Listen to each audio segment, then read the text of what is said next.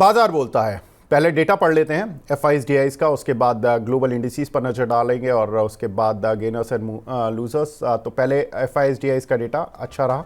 Friday के session में हमने देखा भी एक शानदार रैली आती हुई दिखाई दी मार्केट्स में, और दोनों की मिला के अगर देखें एफआईएस की तो करीब 5200-5300 करोड़ की बाइंग दोनों की ही देखने के लिए मिली, और लगभग दोनों ही बराबर थे। करीब 2774, एफआईएस करीब 2546 करोड़ रुपए की बाइंग करते हुए नजर आए।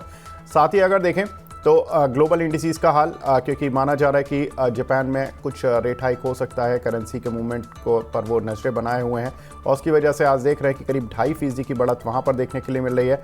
चाइना लगातार रेट कट करता जा रहा है। थर्सडे को भी इन्होंने एक रेट कट और लिया अनएक्सपेक्टेडली, जिसका इम्पैक्ट हम देख रहे हैं कि चाइनीज़ मार्केट पर भी अब कुछ पड़ने लगा है। डाउ में अच्छी तेज़ी बनी हुई है, रेट कट का एंटीसिपेशन है वहाँ पर। 654 पॉइंट बढ़कर बंद हुआ। कोस्पी यहाँ पर अच्छी स्ट्रेंथ बनी हुई है करीब 1.25% की। तो कुल मिलाकर कह सकते हैं कि ग्लोबल इंडिसेस का तो इम्पैक्ट इंडियन मार्केट्स पर है ही, लेकिन कौन से काउंटर पर है वो भी देख लेते हैं। गेनर्स कौन से हैं आज के सत्र में, जहाँ पर की अच्छी खरीदारी देखने के लिए मिल रही है, और उन पर क्या कुछ खबरें हैं। तो रिट्स यहाँ पर करीब 12% की तेज़ी है। बंधन बैंक अच्छे नतीजों के बाद करीब 11% की तेज़ी इस काउंटर पर देखने के लिए मिल रही है। नेटवर्क 18 यहाँ पर एक अच्छी खरीदारी 8% की। वीएसटी इंडस्ट्रीज़ करीब 8% की तेज़ी देखने के लिए मिल रही है। सिटी यूनियन बैंक 7% तेज है। साथ ही लूजर्स भी देख लेते हैं आज के सत्र में कौन से ऐसे काउंटर हैं जहाँ पर की स्ट्रेंथ इतने बड़े हुए मार्केट में भी नहीं है।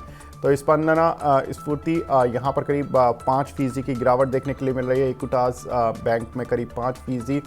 Lakshmi Organic, Latent View and Mphasis, इन सभी काउंटर पर थोड़ी सी कमज़ोरी देखने के लिए मिल रही है। एक बार ग्लोबल खबरों पर नज़र डाल लेते हैं कौन सी ग्लोबल न्यूज़ है जिनका कि इम्पैक्ट इस पूरे वीक में या आज के सत्र में देखने के लिए मिलेगा। तो ग्लोबल न्यूज़ पर नज़र डालें तो जैसा हमने बताया कि फेड की मीटिंग सबसे इम्पॉर्टेंट इस वीक का फैक्टर रहेगा, और सबसे इम्पॉर्टेंट ट्रिगर भी रहेगा। 30 और 31 जुलाई को बैठक होगी। जो घोषणाएं होंगी वो 31 जुलाई की रात को होंगी। तो कुल जो इम्पैक्ट होगा इंडियन मार्केट पर वो 1 अगस्त को आता हुआ दिखाई देगा, यानी कि जब मॉर्निंग सेशन में हम खुलेंगे 1 अगस्त के, तो यूएस की फेड की जो मीटिंग होगा उसका इम्पैक्ट होगा। बिटकॉइन को स्ट्रैटेजिक रिजर्व का हिस्सा बनाएंगे ट्रंप। वो बोल रहे हैं कि अगर अगर राष्ट्रपति बनता हूं तो मैं स्ट्रैटेजिक रिजर्व का हिस्सा बनाऊंगा। एक बड़ा बिटकॉइन के लिए गेम चेंजर होगा अगर इस तरह का कुछ भी होता है। हिंडनबर्ग पर अमेरिकन रेगुलेटर एक्शन लेगा, ऐसी खबरें हैं, और इसका इम्पैक्ट जो देखना है वो अदानी स्टॉक्स पर देखना है। सर वैसे तो हिंडनबर्ग पर जो होना था वो हो चुका है, लेकिन अब चूंकि यूएस का रेगुलेटर भी उसके खिलाफ एक्शन लेगा, उनकी जो अभी तक की रिसर्च रिपोर्ट्स रही हैं और जो उनकी स्ट्रैटेजी रही है शॉर्ट सेलिंग को लेकर पैसा बनाने की, वो साफ तौर पर अब यूएस भी मान रहा है। तो अदानी स्टॉक्स एक तरह से पूरी तरह से खुद ही क्लीन हो जाते हैं। कुछ सेंटिमेंटल इंपैक्ट आएगा या ये रिजल्ट्स पर भी चल रहे हैं? नहीं, अभी तो रिजल्ट्स का दबाव ज्यादा रहेगा, ओके। इन्फ्लुएंस करेगा। लेकिन सारे रिजल्ट अच्छे आने की संभावना है, क्योंकि काफी ग्रोथ में है ना कंपनीज, तो जी नंबर्स तो अच्छे ही आने वाले। सर, अगर हमने देखा कि जो last week Adani energy solution, Adani greens के रिजल्ट्स आए थे, काउंटर्स में पॉजिटिव इम्पैक्ट देखने के लिए मिला। इस वीक में आज खासतौर से Adani Wilmer, Adani total gas के रिजल्ट्स हैं, और 1 अगस्त को अदानी एंटरप्राइजेज और पोर्ट्स के नतीजे हैं। कैसे देख रहे हैं सर इन सभी पूरे अदानी पैक में? कोई आपकी पसंदीदा शेयर जो आप देख रहे हैं अभी? देखिए, हम एक्सपेक्ट करते हैं कि अडानी विल्मर के थोड़े बेटर नंबर्स आएंगे देन एक्सपेक्टेड। ओके। और लेकिन इनकी वैल्यूएशन अभी भी थोड़ी ऑन द एक्सपेंसिव साइड है। Adani green, Adani sorry Adani enterprises, Adani ports के भी अच्छे नतीजे आएंगे। हम एक्सपेक्ट करते हैं कि अडानी टोटल गैस थोड़ा सा पॉजिटिव आउटलुक दे सकते हैं, गिवन द फैक्ट दैट उनके काफी सारे पंप्स और उनके वॉल्यूम्स भी बढ़ रहे हैं। कुछ एक घरेलू खबरों पर भी नज़र डालते हैं। अल्ट्राटेक सीमेंट, इसमें एक बड़ी खबर आई। इंडिया सीमेंट के साथ ये एक्विजिशन कर रहे हैं। इंडिया सीमेंट में जो प्रमोटर हैं उनका पूरा हिस्सा जो 32.72% हिस्सा है ये खरीदेगी अल्ट्राटेक। ऑलरेडी इन्होंने करीब 22.8% हिस्सा ये खरीद चुके हैं अल्ट्राटेक में।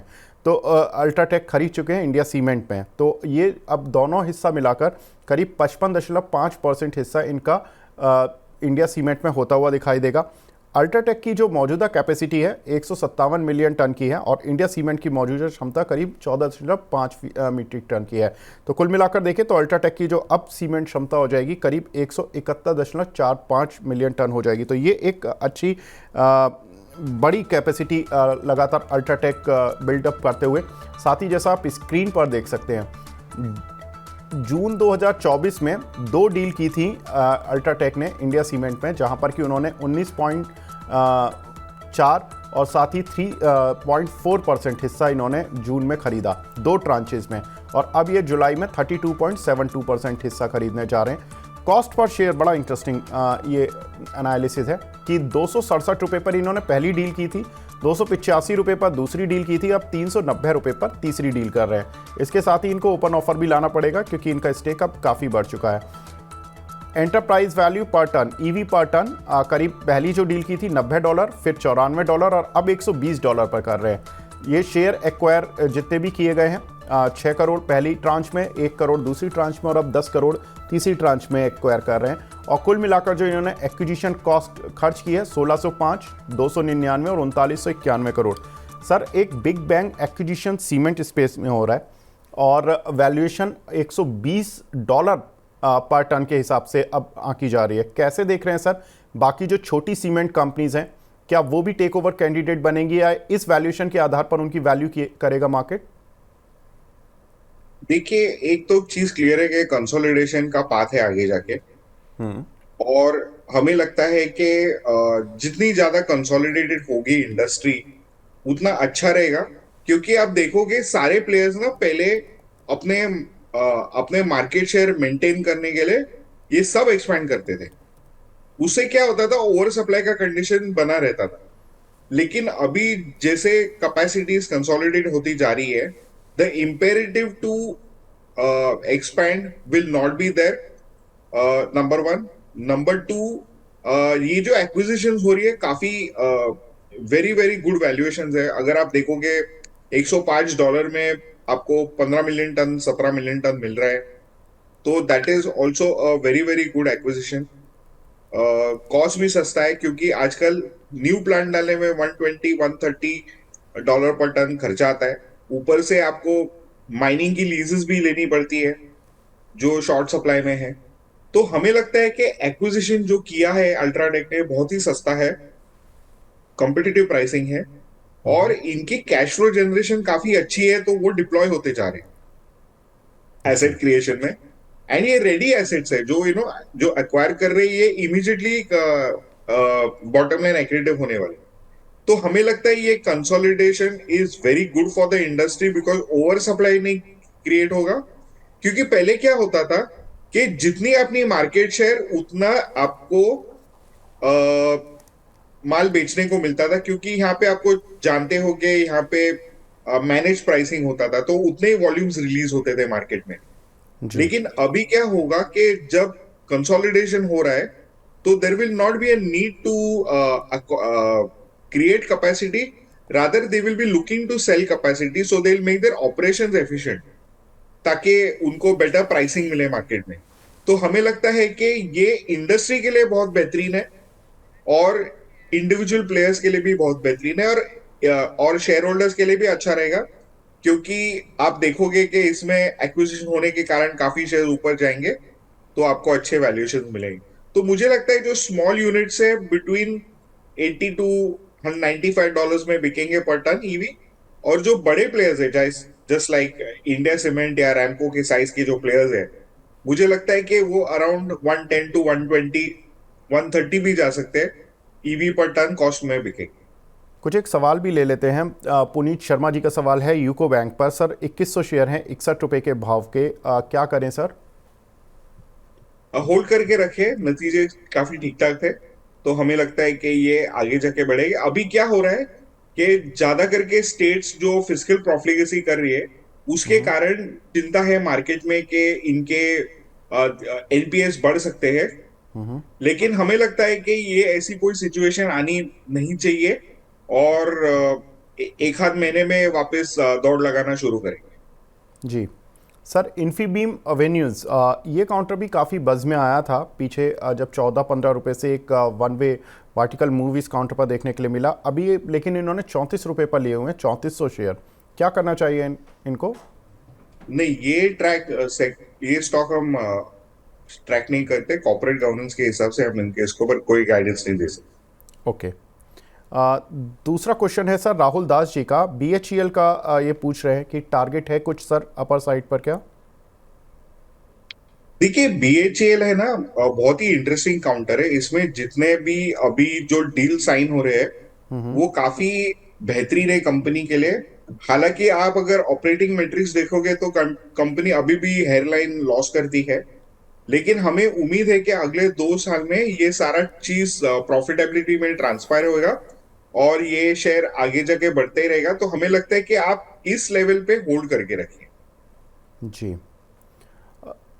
नेक्स्ट क्वेश्चन मिला है तिवारी जी का, ये पूछ रहे हैं सर इरकॉन पर, इरकॉन 283.6 का परचेज किया हुआ है, होल्ड करें या इसको छोड़ दें? नहीं, होल्ड करके रखे।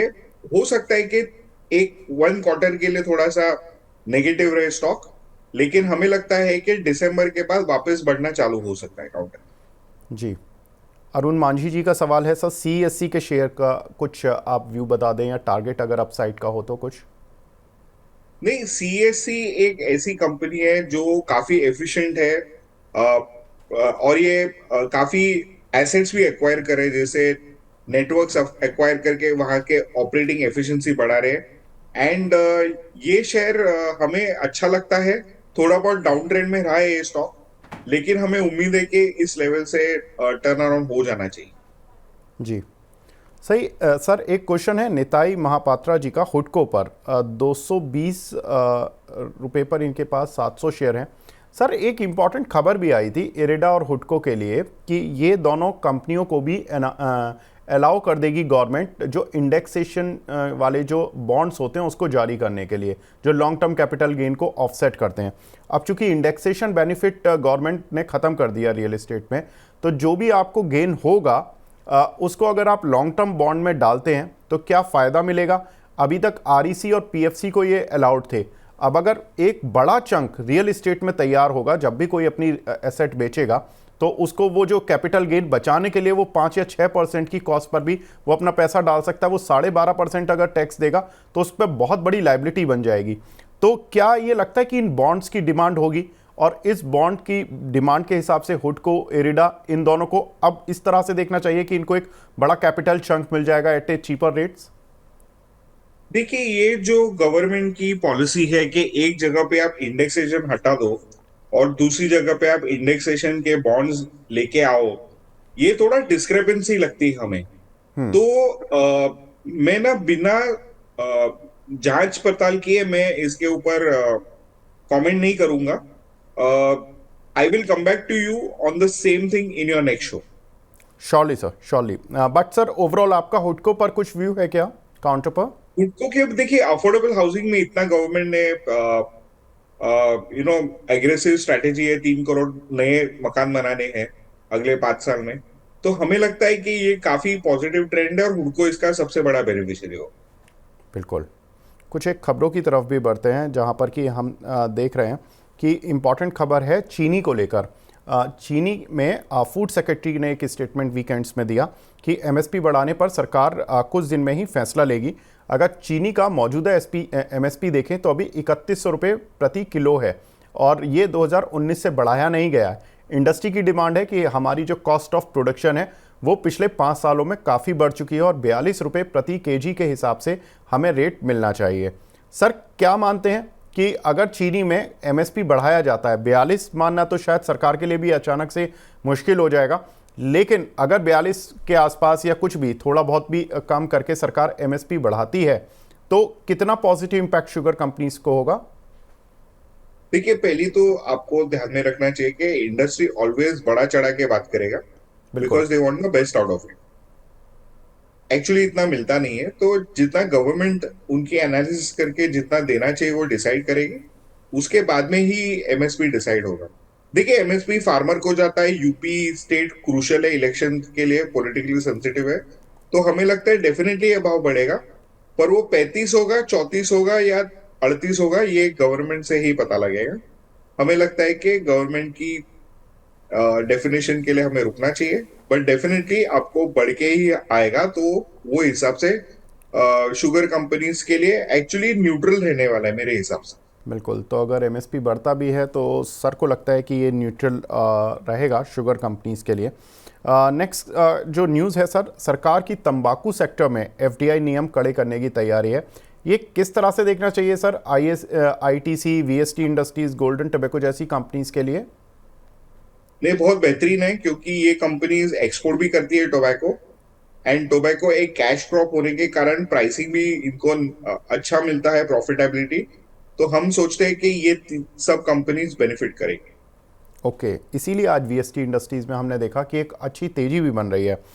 सर, एक खबर सिप्ला पर आई है कि वो चीन से दवाओं का प्रोडक्शन करेगी और अमेरिका भेजेगी। ये एक इंटरेस्टिंग खबर है। अक्सर तो उल्टा होता है कि चीन उल्टा करता था कि मतलब भारत में कुछ करता था और वहाँ से अमेरिका को जाता था, या इंडियन फार्मास्यूटिकल कंपनीज इंडिया में ही प्रोड्यूस करके अमेरिका को भेजती थी। अब कैसे देखना चाहिए सर सिप्ला को?